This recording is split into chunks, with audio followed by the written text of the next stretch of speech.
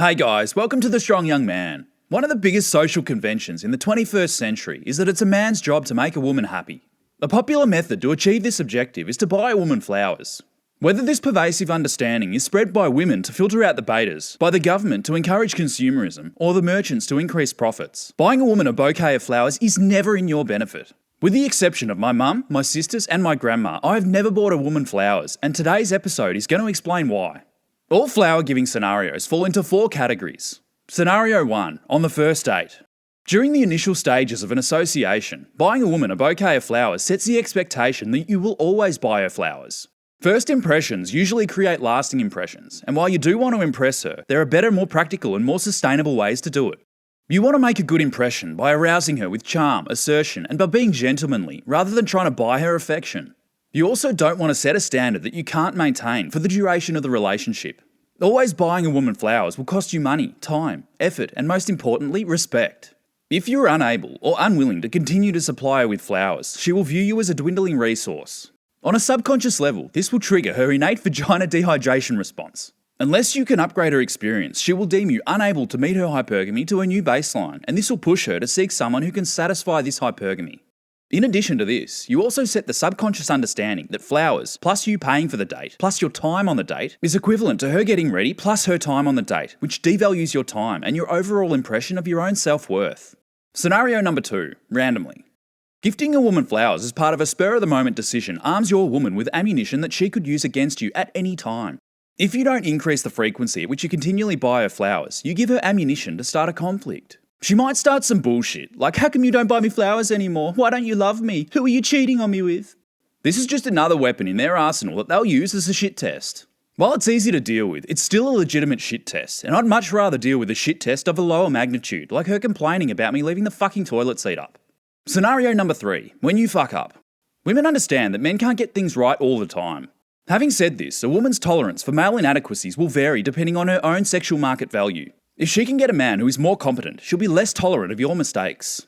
Remember from episode 54 that when you make a mistake, you shouldn't be broadcasting your mistake to the world or overdoing your apologies. Buying a woman flowers in this scenario goes against this tenet. It serves as a continued reminder for her that you fucked up for as long as the flowers are alive. Any man who makes a mistake shouldn't draw out the apology. He shouldn't keep any tokens that remind him of his mistake either. A man corrects his mistakes by making the apology short, succinct, and then swiftly moves to fix the mistake as soon as possible. Let your actions demonstrate that you are better than the momentary lapse in judgment. If a woman decides to break things off after such a fuck-up, then you never had her to begin with. Flowers wouldn't have done anything to change a woman's decision anyway. Scenario number 4, Valentine's Day. It's especially important that you don't buy a woman flowers on Valentine's Day. The reason is simple. Valentine's Day is a bullshit convention pushed by the various industries that benefit from it. Society brainwashes everyone to partake in this charade because it's just another perfectly acceptable way of benefiting everyone in society except men. It's actually illegal to celebrate it in Saudi Arabia, Iran, Pakistan, Malaysia, and Indonesia. I love women 365 days per year and not just on one day. If you do celebrate Valentine's Day, buy your woman a more practical gift that will bring her happiness, such as an experience or a nice steak dinner. Reversal. There are some scenarios in which buying a woman flowers can work to your advantage. Unique occasions, such as when she is in hospital, can serve to keep you in her thoughts for as long as the flowers look and smell nice. When a woman is in hospital, she has plenty of time to daydream, and what a wonderful opportunity to make sure she is daydreaming of you. Good or bad daydreams, it doesn't matter. What really matters is that she's thinking about you. The longer she's thinking about you, the more emotionally invested in you she becomes. Another scenario worth considering is on birthdays, although this should only be done with long-term commitments. The flowers are now linked with positive emotions of her special day, and flowers serve as a continued reminder for everything that you gifted her for her birthday. If you do this, be prepared to buy her flowers every year to counter her inclination to use this as ammunition in an argument. Personally, I still don't think I'll ever buy a woman a bunch of flowers, except for my family. Nothing is more impractical than a bunch of flowers. They don't offer sustenance, they don't make your life easier or better, and they come with all the negatives discussed today. Of course my female viewers will be screaming at me saying, what a load of bullshit, I love flowers, they look and smell nice.